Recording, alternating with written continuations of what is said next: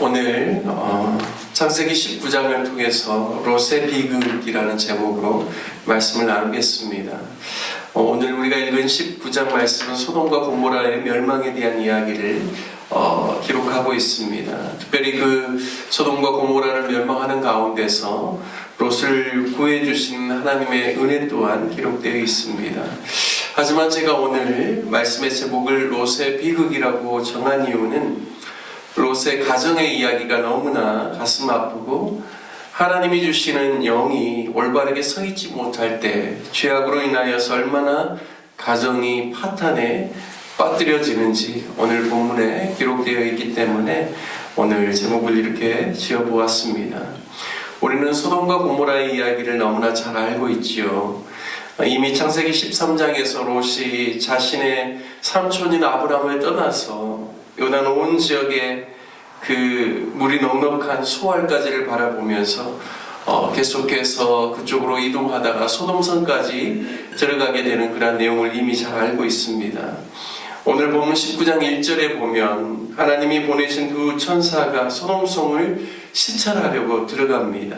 마침 롯이 소돔 성문에 앉아 있다가 그들을 보고 일어나서 영접한 후에 땅에 엎드려서 절하면서 그들에게 내 주여 돌이켜 종의 집으로 들어와 발을 씻고 주무시고 일찍이 일어나서 갈 길을 가라고 요청합니다.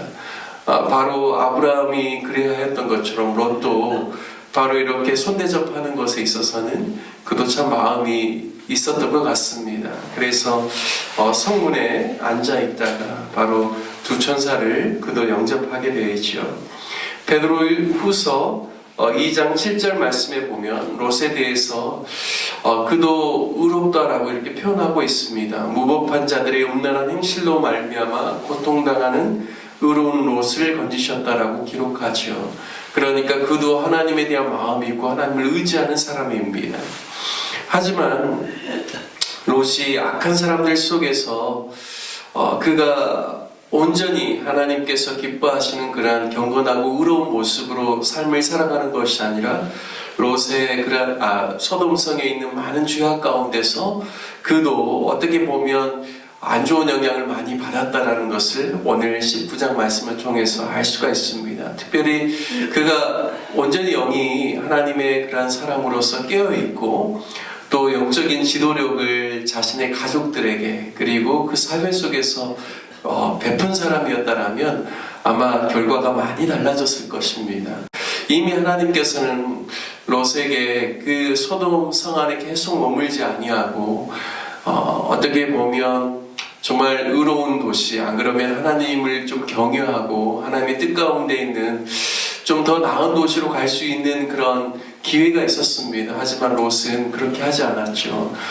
창세기 14장에 보면 소돔을 비롯한 5개 그 성읍에 있는 부족 연합체가 북방에 있는 왕들과의 전쟁 속에서 결국 패하면서 소돔성에 있는 모든 사람들 그리고 그들이 가지고 있는 모든 소유를 다 빼앗겨서 끌려가고 있는 상황 속에서 아브라함이 롯을 구해주는 이야기가 나옵니다. 저는 그 내용을 보면서 어떤 생각을 하냐면 하나님께서 롯에게 기회를 주신 게 아닌가. 계속해서 소돔과 고모라의 죄악의 그 현장 안에서 부와 또 그 안에서의 안락함을 위하여서 계속 머무는 것이 아니라 하나님께서 그에게 있어서 큰 깨달음을 주고 새롭게 좀 믿음의 관점에서 살아갈 수 있는 그러한 기회를 주셨던 것이 아닌가라는 생각도 하게 됩니다. 하지만 여전히 롯은 그 소돔을 떠나지 않고 성문에 앉아있다는 것은 상당히 그래도 그 지역 사회 내에서 여러 가지 면에 있어서는 사람들에게 인정받는 자리에 있었다라는 것이죠.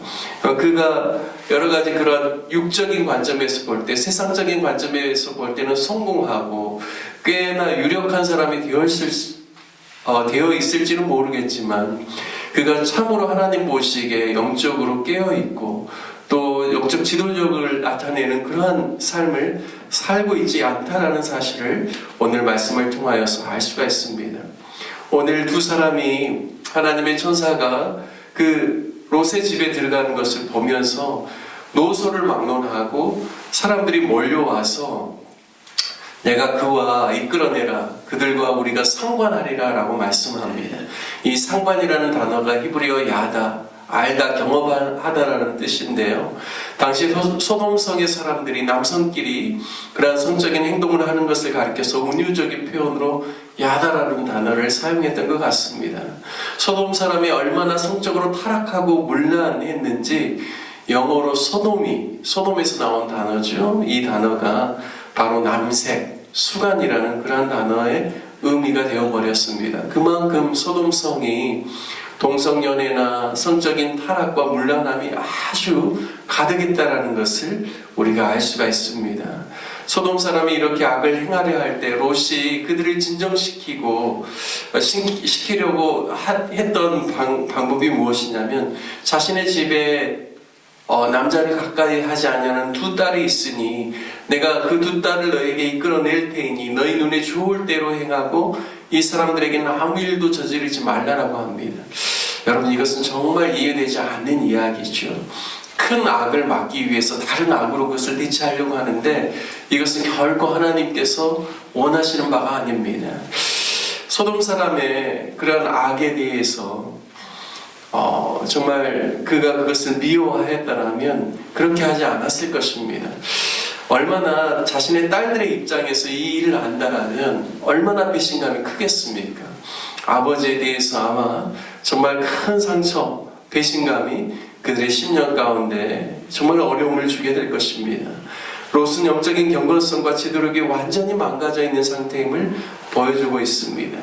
결국 천사들이 롯을 집 안으로 이끌어들이고 문 밖의 무리들의 눈을 어둡게 만드는 그러한 역사로 말미암아 정말 이러한 위기 가운데 있는 이러한 문제가 해결되기는 하지만 두 천사가 계속해서 롯에게 빨리 임박한 진노, 하나님의 심판이 이르렀기 때문에 도망가라라고 이야기하죠. 그리고 너뿐만 아니라 내게 속해 있는 가족들을 다 데리고 혹시 너 안에 속해 있는 다른 사람이 있다면 그들도 끌고 내라고 하지만 결국에는 두 사위들은 그것을 농담으로 여겼다라고 이야기합니다. 그래서 결국 자신의 아내와 두 딸들만 데리고 그것도 천사가 그 손을 붙잡고 이끌어서 도망갔다라는 것을 이야기를 하고 있습니다.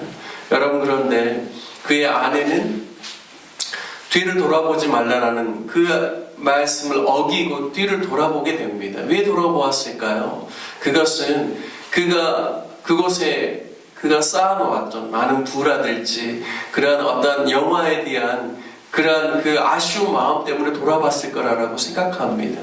그러니까 가족들의 기준이 완전히 영적인 기준, 생명의 기준, 영생의 기준이 아니라 얼마나 재물이라든지 이런 것에 마음을 빼앗기고 있는지를 알 수가 있습니다. 이것은 저는 1차적으로 롯이 가족 안에서 영적인 가장으로서의 역할들을 잘 못했다라는 것을 보여준다라고 생각합니다. 또한 소알이라는 성읍에서 이제 피신하게 되죠. 그리고 그곳에 잠시 머물다가 그리고 이제 산으로, 원래 이제 처음에 천사가 산으로 올라가라고 했는데 바로 그 산으로 이제 딸들과 함께 옮기게 됩니다. 그런데요, 그 딸들이 그 자녀들을 보존하자라고 하면서 아버지와 근친상간을 하는 그런 내용이 나옵니다. 그래서 결국에는 두 딸들이 아들을 낳아서 하나는 모압, 하나는 암몬의 조상이 되죠. 여러분, 그런데 모압이라는 말의 뜻이 아버지로 말미암아라는 뜻입니다.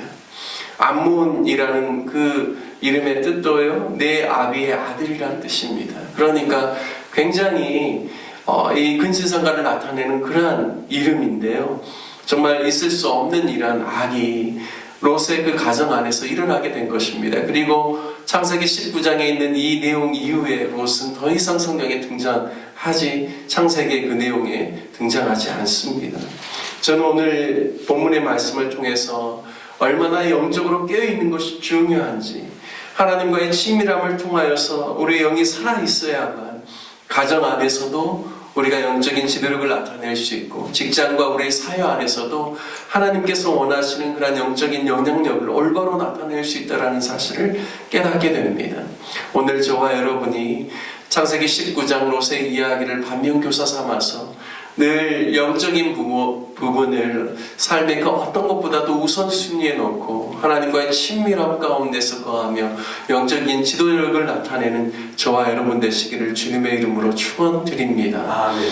오늘 함께 같이 말씀 적용하며 기도할 때 롯을 통해서 우리가 세상에 그러한 육적이고 쾌락적이고 정욕적인 가치관을 거부하고 하나님만을 알고 하나님을 경험하는 영적인 가치를 소중하게 여기면서 영적인 영향력을 나타내는 하나님의 사람들이 될 수 있기를 위해서 기도하기를 원합니다.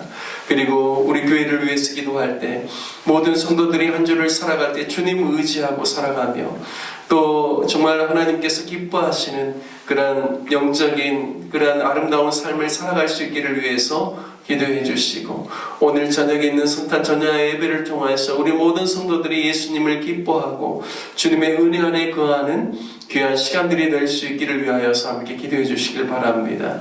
환우들과 우리 협력하는 선교사님들을 위해서도 아울러서 기도해 주시길 부탁드리겠습니다. 우리 다 같이 주님의 이름 한번 부르시며 함께 기도하겠습니다. 주여 하나님 아버지, 오늘